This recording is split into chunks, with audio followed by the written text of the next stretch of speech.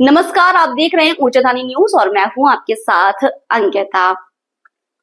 सिंगरौली जिले में एनसीएल द्वारा खदानों के विस्तार के लिए मोरवा को बिना बसाए उजड़ा जा रहा है, जिस कारण करीब 50,000 लोगों को यहां से विस्थापित होना पड़ेगा। अतः इस विस्थापन की गंभीर समस्या को लेकर सिंगरौली विस्थापित संघर्ष समिति के संरक्षक अमित तिवारी के आह्वान पर देश के मशहूर एक्टिविस्ट डॉक्टर सुनीलम एवं एडवोकेट आराधना भार्गव के द्वारा मोरवा में शनिवार देर शाम आम सभा कर लोगों को अपने हक के लिए आगे आने की अपील की गई।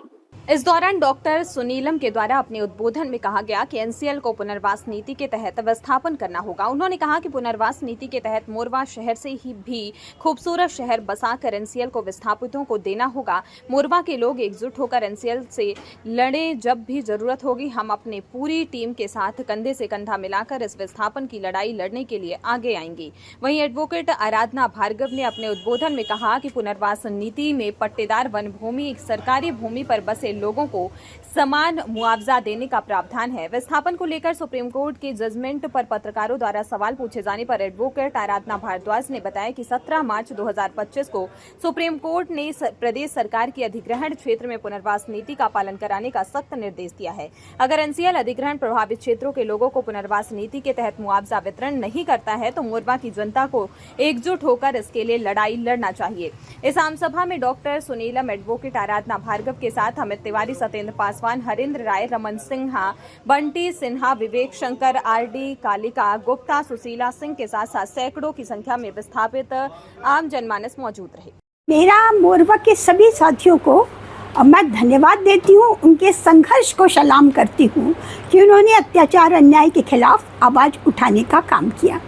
मैं आराधना भार्गव, सुप्रीम कोर्ट में हमने पिटीशन दायर किया और वो पिटीशन का नंबर है 10,584 10,585 आराधना भार्गव विरुद्ध पर्यावरण, जिसमें अभी 17 मार्च को सुप्रीम कोर्ट ने ये कहा है कि 2002 की पुनर्वास नीति को लागू कराना मध्य प्रदेश सरकार की जवाबदेही है और इसकी जांच करने के लिए 7 सदस्यों की कमेटी तक सुप्रीम कोर्ट ने गठित की और कहा 6 महीने के अंदर आप रिपोर्ट लाकर दीजिए कि आपने 2002 की पुनर्वास नीति का पालन किया है कि नहीं किया।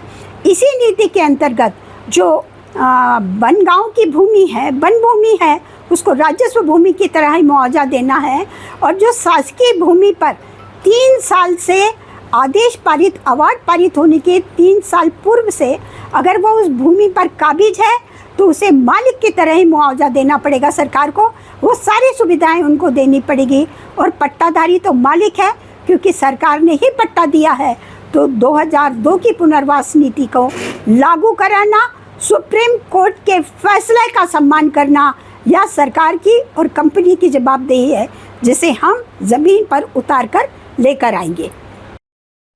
सिंगरौली विस्थापित संघर्ष समिति ने आज जो सभा की उसमें मुझे आमंत्रित किया था।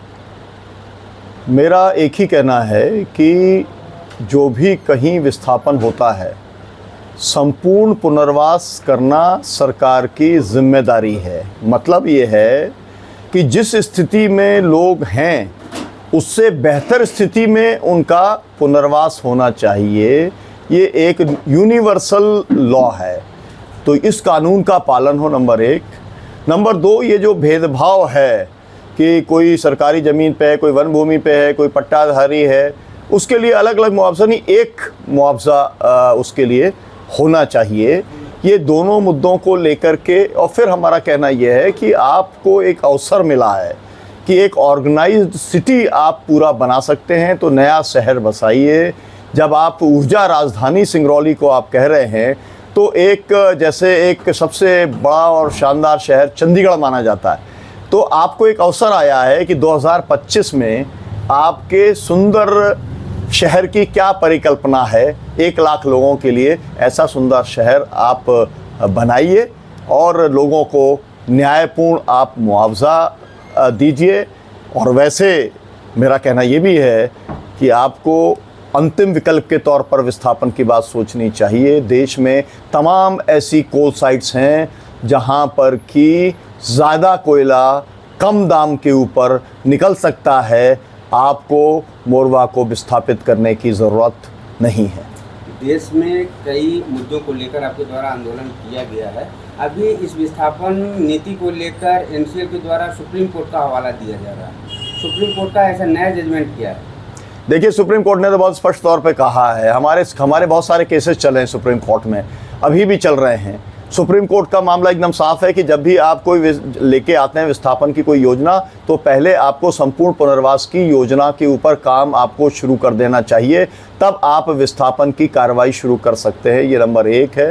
नंबर 2, आपको जिसका विस्थापन कर रहे हैं, विस्थापित होने के बाद में वो बेहतर जीवन कैसे जी सकेगा, इसका इंतज़ाम सुनिश्चित करना भी आपकी जिम्मेदारी है। तो जो भूमि अधिग्रहण का 2013 का कानून है, उसके तहत आपको सहमति भी लेनी पड़ेगी, आपको बाज़ार के दाम से 4 गुना दाम भी आपको देना पड़ेगा, और बाज़ार का रेट का मतलब ये है कि जो हाईएस्ट रेट है आपको उससे गिनती करनी पड़ेगी।